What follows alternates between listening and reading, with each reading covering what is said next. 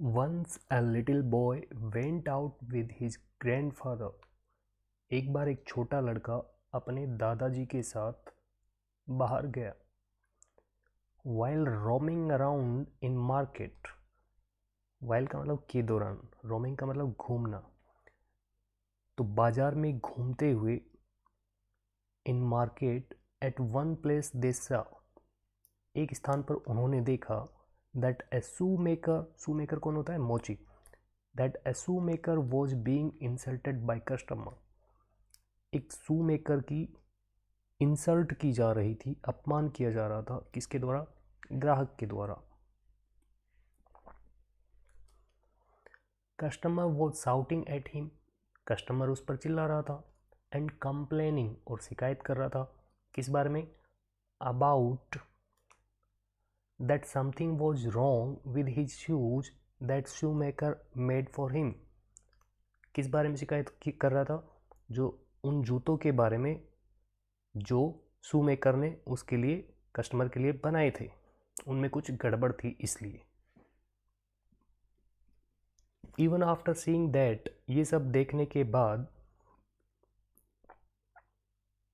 Customer was shouting at him, कि customer उस पर चिल्ला रहा है तो भी. Shoe maker calmly replied to him. Shoe maker ने शांति से उसे जवाब दिया. एंड अपोलोजाइज्ड, और माफ़ी भी मांगी. अपोलोजाइज का मतलब होता है माफ़ी मांगना. ही इवन प्रोमिस्ड हिम. इवन का मतलब होता है भी. उसने प्रोमिस भी किया, यानी वादा भी किया, that he would not repeat the mistake, कि वो ये गलती दोबारा नहीं करेगा. And give him a better pair of shoes next time, और अगली बार एक अच्छे जूतों की जोड़ी उसे वो देगा, ऐसा वादा किया. After seeing this, grandfather and kid continued to go further. ये देखने के बाद दादाजी और वो बच्चा जारी रखा उन्होंने. क्या? टू गो फर्दर, आगे बढ़ना. गो फर्दर का मतलब आगे जाना या आगे बढ़ना. फर्दर का मतलब आगे. After while, after a while का मतलब है कुछ देर बाद. दे सा ए कॉफ़ी शॉप. कुछ देर में उनको एक कॉफ़ी शॉप दिखाई दी. एंड वेंट, और चले गए वो.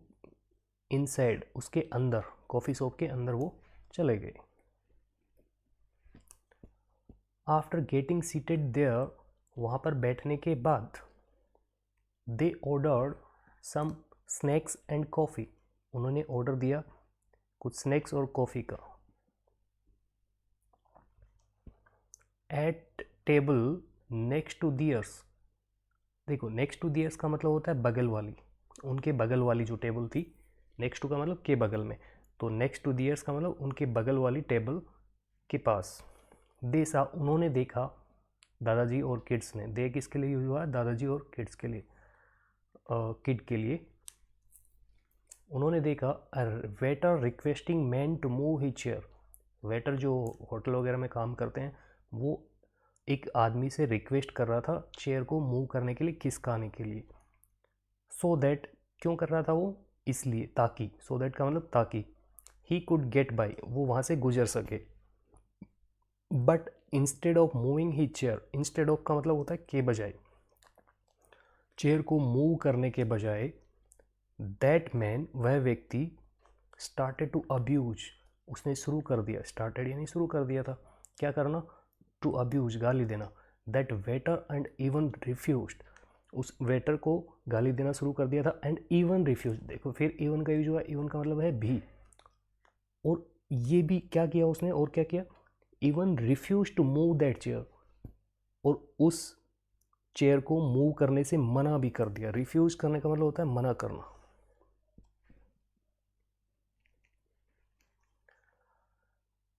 सीइंग दिस, ये देखकर, grandfather said to little kid, grandfather ने उस छोटे बच्चे को कहा, never forget what you have seen today, कभी मत भूलना जो आज कुछ तुमने देखा. ग्रैंडफादर कंटिन्यूड, और आगे क्या कहा? यू रिमेंबर, तुम जानते हो, जस्ट अ वाइल अगो, कुछ देर पहले. अ वाइल अगो का मतलब कुछ देर पहले, अगो का मतलब पहले. और we saw a shoe maker getting insulted by customer, हमने देखा था कि एक शू मेकर यानी मोची जो है वो गेटिंग इंसल्टेड यानी उसकी इंसल्ट की जा रही थी, किसके द्वारा? कस्टमर के द्वारा। Even after getting insulted, insult किए जाने के बावजूद shoe maker didn't get angry, shoe maker गुस्सा नहीं हुआ, एंड एक्सेप्टेड, और उसने स्वीकार किया, किसने? शू मेकर ने। क्या? कस्टमर्स कंप्लेंट, कस्टमर की कंप्लेंट स्वीकार उसने की। किड रिप्लाइड, किड ने, बच्चे ने जवाब दिया, यस मुझे याद है। ग्रैंडफादर सेड, ग्रैंडफादर ने आगे क्या कहा? नाउ यू सा दैट, अब तुमने देखा क्या? मैन नेक्स्ट टू अस, जो हमारे बगल वाला व्यक्ति है, did not want to move, क्या नहीं करना चाहता था? मूव नहीं करना चाहता था। क्या मूव नहीं कर रहा था वो? चेयर को।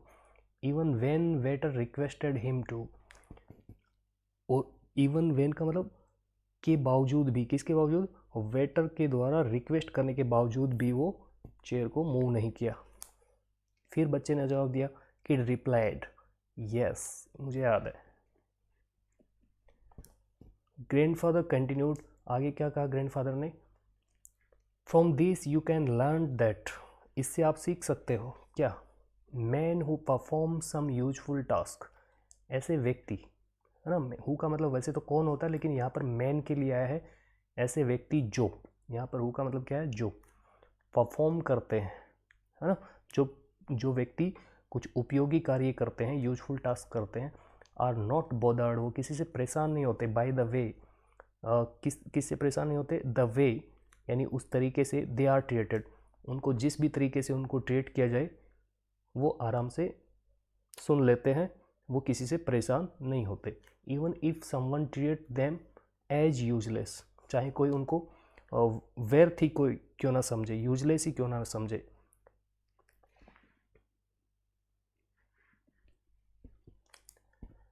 और ऐसा क्यों होता है? दादाजी ने कहा, it is because they believe in their work, क्योंकि वो अपने काम में विश्वास करते हैं। And get back to work, और वापस काम पर चले जाते हैं। विद ऑल दियर हार्ट, अपने उसी दिल से काम में जुट जाते हैं वापस, इतनी इंसल्ट होने के बावजूद भी, क्योंकि वो एक यूजफुल टास्क में हैं। But man who do not useful work, but man who do no useful work, but ऐसे व्यक्ति, कौन से व्यक्ति? जो क्या नहीं करते? Who do no useful work, जो कोई यूजफुल कार्य नहीं करते। ऑलवेज थिंक ऑफ, है ना, हमेशा अपने आप को महत्वपूर्ण समझते हैं, themselves as important, and hide, और छुपाते हैं, है ना, किसको? दियर इनकॉम्पिटेंस, कॉम्पिटेंस का मतलब होता है क्षमता, और इन लग गया तो ये इसका उल्टा हो गया, अक्षमता।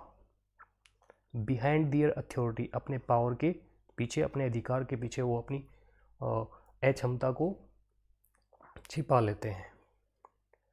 तो दोस्तों बताइए कमेंट करके आपको ये कहानी कैसी लगी, और ऐसी कहानियाँ अपनी इंग्लिश को इम्प्रूव करने के लिए पढ़ते रहिए मेरे साथ। और इस कहानी को यदि आप रीड करना चाहते हैं तो मेरे टेलीग्राम चैनल पर जाकर वहाँ पर आप इसे पढ़ भी सकते हैं, लिंक इन द डिस्क्रिप्शन। मिलते हैं नेक्स्ट स्टोरी में,